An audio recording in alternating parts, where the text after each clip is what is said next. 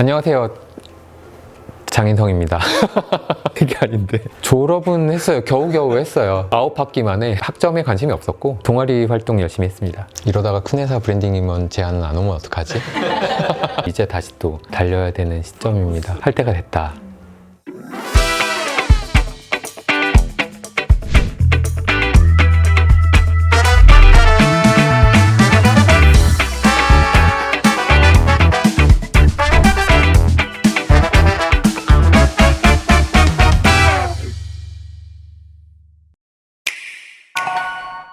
안녕하세요. 놀다 말고 새롭게 일 시작하고 있는 장인성입니다. 회사 그만두고 1년쯤은 놀고 싶었는데 쉬자마자 다시 다음 일을 하게 돼서 아쉽기도 하고 다행이기도 하고 그렇습니다. 제가 쉬는 게 이렇게 짧을 줄 모르고 기념식 삼아서 말랑한 오피스라는 거를 운영을 했었거든요. 저는 전화룸에 다음 스텝을 위한 오피스를 연 거죠. 이야기하고 싶은 사람들 놀러 올 수도 있게 하고 제가 또 만나고 싶었던 사람들 초대할 수도 있고 하는 저의 개인 오피스를 열고 싶었어요. 성수동은 팝업 스토어의 전당이잖아요. 거기에 팝업 오피스 재밌겠는데? 라고 생각하면서 팝업 오피스를 열었고 마침 떠오른 게 레어로우 하우스였어요. 레어로우가 성수동에 2층짜리 쇼룸을 운영을 하고 있는데 그 공간의 테마 장인성으로 하면 어떠냐. 장인성이 회사 퇴사하고 새로운 어떤 창의적인 공간, 사람들을 초대해서 이야기 나눌 수 있는 공간으로 만들어 보면 어떨까라고 제안을 했더니 좋다고 하셔서 그 공간에 제가 오피스를 열 수 있게 됐고요. 그래서 거기서 여러 가지 일들을 많이 벌렸어요. 보는데 몰입하고 집중해서 더 충만하고 즐거운 경험을 하고 싶어서 만든 게 책 과목이고요. 일단 들어가고 나서는 잘 안 나오거든요. 충분히 나오고 싶지 않게 들어가 있으면 내가 여길 왜 안 왔지? 라는 생각이 들 만큼 매력적인 구성들을 좀 해놨어요. 편안한 의자, 향초, 예쁜 조명들을 가져다 놓고 시계 소리가 똑딱똑딱 나거든요. 교정시계에서 이런 이제 소리, 그리고 안에는 위스키가 2병이 있습니다. 취하려고 마시는 건 아니고 미각도 채우기 위한 거죠. 이런 가운데에서 내가 책을 이렇게 펴놓고 있으면 아이맥스로 영화 보는 거 저리 가라 할 정도로 책을 읽는 일 자체가 즐거운 엔터테인먼트가 돼요. 들어가기 전에는 문이라고 보여지지도 않는 비밀문 같은 거를 열어서 들어가는 경험이 있거든요. 나는 다른 공간에 왔다라는 느낌을 줘요. 그리고 들어가서 문을 닫아요. 사방을 둘러봐도 시각적으로는 적어도 어디에도 출입구가 있는 것처럼 보이지 않아요. 이 공간에서는 책 읽는 데에만 집중하는 공간이라는 준비 태세를 만들어줘요. 책과 내가 강하게 본딩이 되죠. 환상적인 느낌을 경험할 수 있을 겁니다. 운 좋게도 저는 책을 보는 사람들이 주변에 많이 있어요. 그래서 그 사람들이 보고 나서 이 책 좋았어요 라고 SNS에 올리거나 가지고 다니면서 얘기를 하거나 하는 경우들이 있죠. 그러면 그때 저는 메모장을 펴서 적어 놓거든요. 그 책들을 적어 놓고 있다가 서점에 갔을 때 제 메모장을 펴서 이 책 어딨나 하고 다 찾아보고 표지를 보고 목차를 보고 머리말을 읽어보고 맨 앞에 한 장 정도를 읽어보면 이걸 내가 볼 책인지 안 볼 책인지 그때 판단을 하고 볼 책들을 가지고 옵니다. 그래서 한 권 한 권 모은 책들이 여기에 들어있는 거고, 그래서 대충 들어가 있는 책이 없어요. 넷플릭스에 보고 싶은 영화 잔뜩 찍어 놓고 아직 안 본 리스트들이 가득 있는 것 같은 그런 흡족한 마음? 나는 재미있는 것들을 많이 가지고 있다. 보고 싶어서 고른 책인데 아직 안 본 책들이 눈앞에 많이 쌓여있는 그런 즐거움? 호기심이 많아요. 어릴 때부터 호기심이 많았고 약간 탐험가 기질이 있구나라고 생각을 하고 있습니다. 어디 여행을 가도 안 걸어본 길 없이 골목골목 다 밟아보는 스타일? 해보고 맛보고 그러는 것들을 워낙에 좋아하기도 하고 체력도 되다 보니까 기회가 되면 다양한 것들을 해보려고 하고 거기에서 충분히 재미를 느끼고 있고요. 그렇게 해보다 보니까 일하는 데에도 도움이 되더라고요. 그게 저한테 자산으로 쌓여서 마케터로서 여러 가지 기획을 할 때 다양한 케이스들을 가지고 올 수 있게 되더라고요. 제가 나빴었던 경험들은 이런 건 이렇게 하면 별로던데, 좋았던 것들은 이렇게 하면 솔루션이 잘 풀리더라 라는 것들을 가져오고 이게 일에 도움이 되니까 그게 더 재미있는 거죠. 원래도 호기심이 타고났지만 해보는 사람이 됐다. 그래서 이것저것 합니다. 재미있습니다. 제가 전공 선택을 잘못한 거죠. 고등학생 때 수학, 물리 이런 걸 되게 잘했어요. 그래서 공대로 가야 되는구나 라고 그냥 자연스럽게 생각했고 점수 보고 지원하는 그런 식으로 지원을 해서 갔고요. 막상 대학에 와서 보니 제가 재미있어하고 좋아하는 건 따로 있더라라는 거를 뒤늦게 깨달았어요.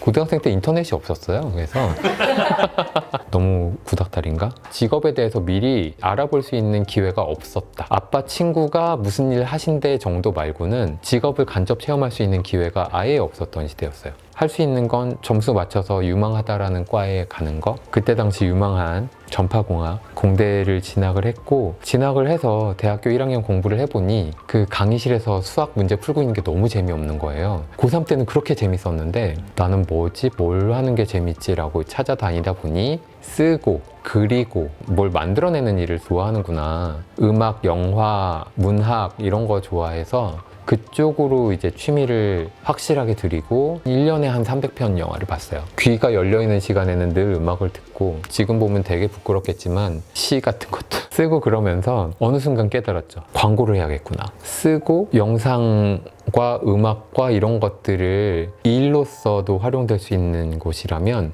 광고구나. 그래서 광고 동아리에 들어서 광고 동아리 활동을 하다 보니 30년 뒤에는 이런 일을 하고 있는 사람이 되었습니다. 저는 마케터라는 일이 기술은 아니었으면 좋겠거든요. 그리고 마케터야말로 기술이라고 할 만한 게 다른 직업군들하고는 달리 그렇게 구분되어 있지 않아요. 예를 들어 개발자라고 하면 적어도 코드를 짜잖아요. 디자이너라고 하면 포토샵을 움직이면서 시각적인 결과물을 찾아내요. 마케터의 전용 툴은 뭘까라고 하면 뭐 엑셀인가? 엑셀 다 하지 않나? 파워포인트인가요?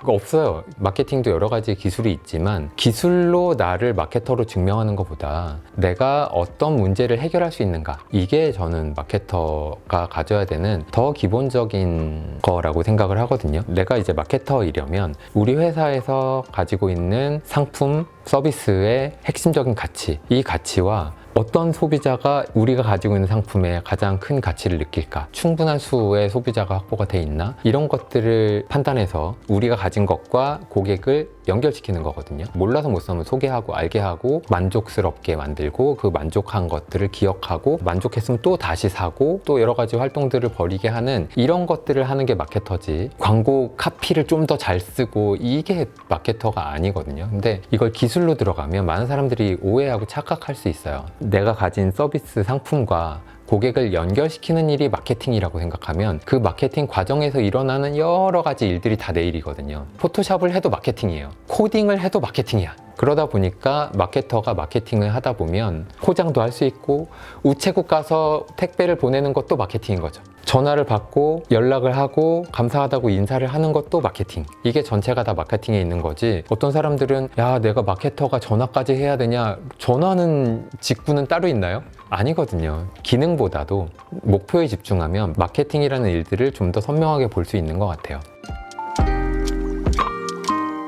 기본적으로는 브랜딩을 하는 사람이 마케팅 지향적인 사고가 있어야 되고, 마케팅을 하는 사람이 브랜딩까지 이해하고 브랜딩 지향적으로 일을 해야 일이 되지, 어느 하나만 생각해서는 일이 되지 않는다라고 생각해요. 브랜딩이란 믿음과 태도를 다루는 일이라고 보면 좀 더 쉬울 것 같아요. 고객에게 어떤 생각을 하게 만들었으면 좋겠다, 혹은 어떤 태도를 가지게 만들었으면 좋겠다, 그걸 위해서 우리가 무슨 액션을 해서 실제로 어떻게 그의 태도와 생각을 바꿔낼 수 있다, 이걸 다루는 게 브랜딩이라고 한쪽에 이렇게 놓고요. 마케팅이라고 하면 매출을 올려야 된다, 우리가 계획한 그 기대 매출을 올리기 위해서 여러 가지 뭐 프로모션이라던가 가격이라던가 광고라던가 여러 판촉 활동을 통해서 그 사람이 구매에 이르게까지 하는 일, 구매한 고객을 다시 구매하게 만들고 구매한 고객으로 인해서 그 사람의 옆 사람이 다시 구매하게 만드는 그 액션에 좀 더 집중하면 그거를 우리는 마케팅이라고 부를 수 있고, 여기에는 좀 더 브랜딩보다는 단기 목표를 따라가게 되겠죠. 그래서 두 가지는 어쨌든 같이 공유되면서 일어나야 되는 일이라고 생각하고 있습니다.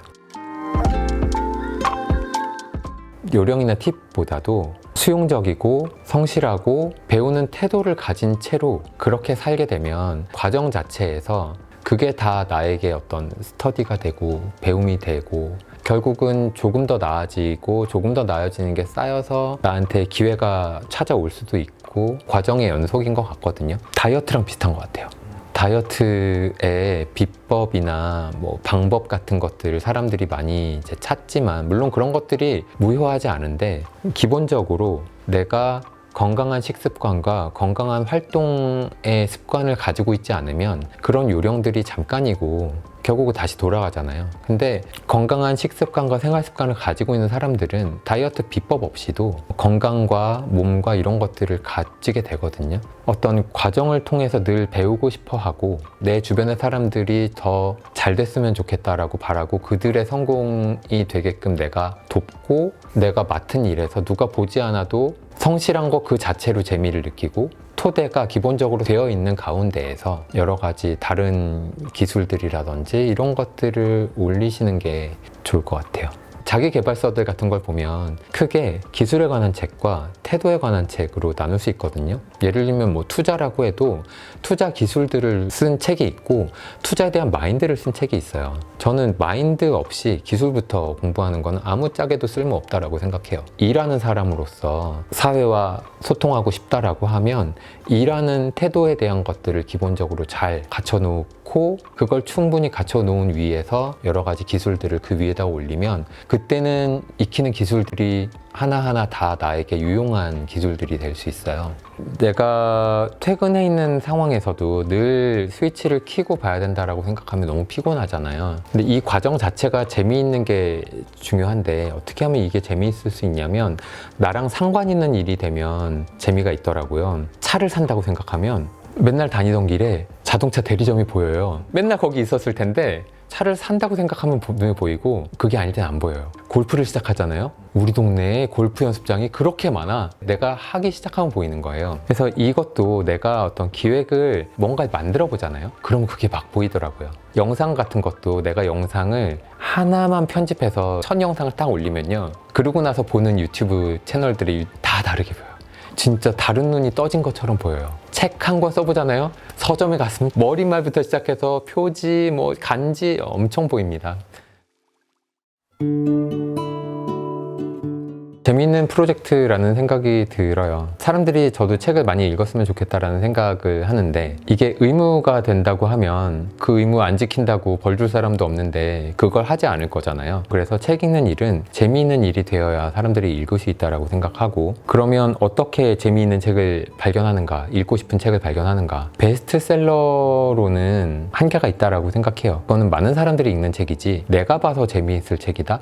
이거는 굉장히 거리가 있는 거거든요. 그거보다는 내가 좋아하는 사람이 읽었는데 좋았다. 너도 한번 읽어봐. 라는 추천을 했을 때 그게 나한테 재미있을 책일 확률이 높거든요. 아마 뭐 저를 알고 좋아하시는 분들이 이 영상 보실 거잖아요. 제가 추천한다. 좋은 기회니까 한번 관심 가지시고 읽어보시면 좋겠습니다. 이 책에서는 마스다 무네아키를 만나서 이야기를 나누는 거거든요. 근데 마스다 무네아키가 저를 만나주나요? 안 그럴 텐데 저하고 얘기를 하는 거예요. 매우 정제되어 있는 이야기를 하죠.